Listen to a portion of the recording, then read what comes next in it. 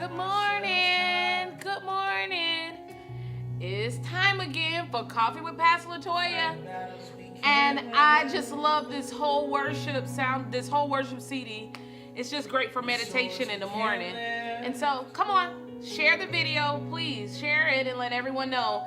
Pastor Latoya is on. You get your 5 minutes. If you don't hurry up, you're going to miss it. So hurry up. Come on, tell somebody about it.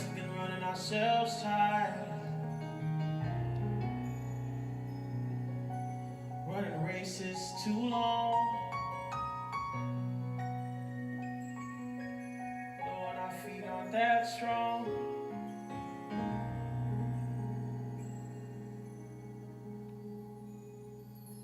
And I hear the Lord say, surrender,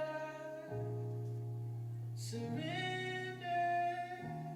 All right. Surrender. So you've had some worship and we're going to lower the music, but here we go. Now, we were talking about yesterday the I factor, and remember we got into it's time to appraise yourself and invest in yourself so you can find out your unique factor.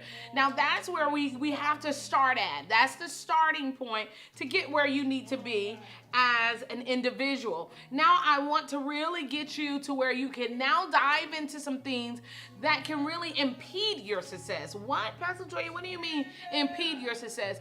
I mean impede the longevity of your success. And so let's get into the book. Remember, we're in I Factor, Van Moody. If you haven't gotten this book, please go to my website, which is www.livefreebeautiful.com. Again, www.livefreebeautiful.com. And if you say, well, okay, well, can I check out the Purpose Church? Yes, you can still go and get this book still from www.purposechurch.org. Again, www.purposechurch.org. Now that we've handled the business of being able to get this book, because you need this book in your life, it's a guide that I go back and forth to since he's published this book. Now, here, let's go to it. Yesterday, we talked about your unique factor. Today, we're getting in and we're going to dive into more than meets the eye. And we're going to deal with this. Here, remember the story of the Titanic. I'm going to read an excerpt to you concerning the Titanic. It says, the lookout in the crow's nest did not have binoculars. Now, hold on. Let's go back a little bit. Remember Titanic, and it says, if ever a ship seemed destined for success, it was the Titanic. No one could have possibly imagined that this ship would go down. It would go down in history for sure. They must have thought, because it was such an excellent vessel. But they were also convinced it could withstand any challenges it met in the sea. An employee of the Titanic's parent company, the White Star Line, said, not even God himself could sink this ship. But at 11:40 p.m. on Sunday, April 14th, 1912, only 5 days into its voyage from Southampton, England to New York City, the Titanic lookout sent an urgent message to the bridge. Iceberg right ahead. Less than 40 seconds later, the ship hit the iceberg. Within 3 hours, the celebrated vessel rested at the top of the frigid Atlantic Ocean. More than 1,500 lives were lost. The lookouts in the crow's nest did not have binoculars. Had a simple pair of binoculars had been available, someone could have seen the iceberg ahead. And one of the greatest tragedies of maritime history might have been avoided. As it happened that day, the time elapsed between the first sighting of the iceberg and its ship's impact was a little more than 30 seconds. 30 seconds.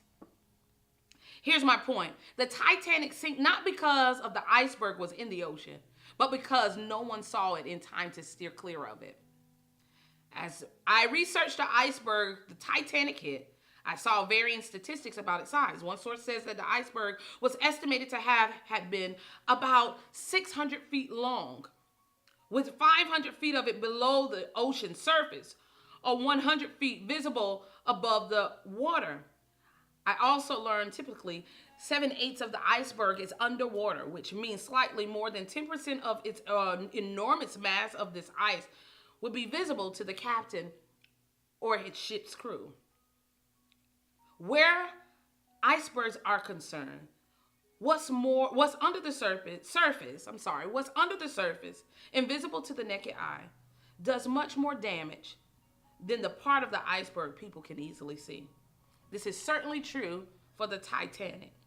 Believe it or not, the story of the Titanic and the theme of this book, The I Factor, have a lot in common. How many of you are building this successful family that everyone is going, that thing can't sink? Or you're building this marriage that on the outside everyone goes, that is one of the most excellent marriages you've ever seen. Or you're a parent and you go, that is one of the best parents you ever seen. Or you're building this business and it's growing and it looks great. And everyone says, not even God can sink it. Some of us get that egotistical about what's going on in our lives. We start going, nothing can stop me now. I've made it to the pinnacle of my success. Nothing can stop me now. And what I want to let you know is nothing can stop you more than you. A lot of times we don't think about what we can do to ourselves. We don't think about what we can do to sink ourselves. We have self-sabotaging thoughts. We have self-sabotaging ways that is very under the surface. I mean, it's so under the surface, people can't see it, but it's massive.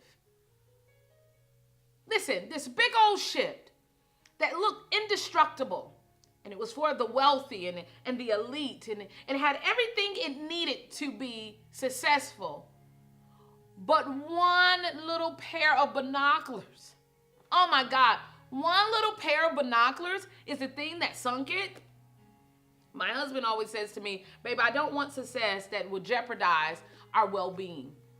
I used to get so irritated with him because I'm such a driven, ambitious person. But then I realized what he was saying is, you can have all this drive and ambition, and if you don't work the inside things, the inner core things, if you don't work the small details that's in your life, what will happen is those small things in one moment will sink and shipwreck everything that you're working towards.